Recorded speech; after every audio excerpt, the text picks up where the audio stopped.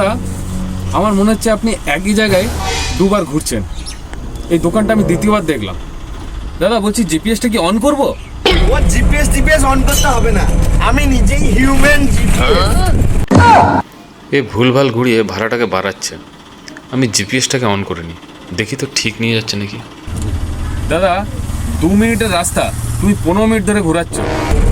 আরে না না দাদা, আমি ঠিকই নিয়ে যাচ্ছি। জিপিএস দেখাচ্ছে সোজা যেতে হবে, আর তুমি এইদিকে কেন যাচ্ছ?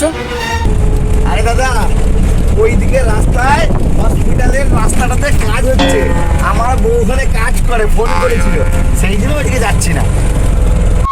এর আগের রাস্তায় নাই কাজ হচ্ছিল, কিন্তু এখন তো ডান দিকে দেখাচ্ছে। তুমি এই গলিটাই কেন ঢুকছো? আরে দাদা, গলিটায় ঢুকছি কারণ এইদিকে রাস্তাটাতে ট্রাফিক জ্যাম আছে, সেই জন্য এই গলিটাতে যাচ্ছি। এই যে দাদা, তোমার অফিস চলে এলাম, নামুন। আরে হ্যাঁ, তো একদম সঠিক জায়গায় পৌঁছে দিয়েছো। বাহ। অফিসটা তো সঠিক।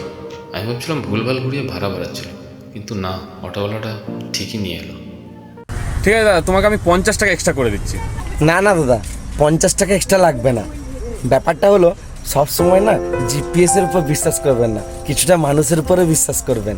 জিপিএস সব কিছু সত্যি কথা বলে না, জিপিএস খালি রাস্তা দেখায় আর মানুষ গন্তব্যে পৌঁছায়।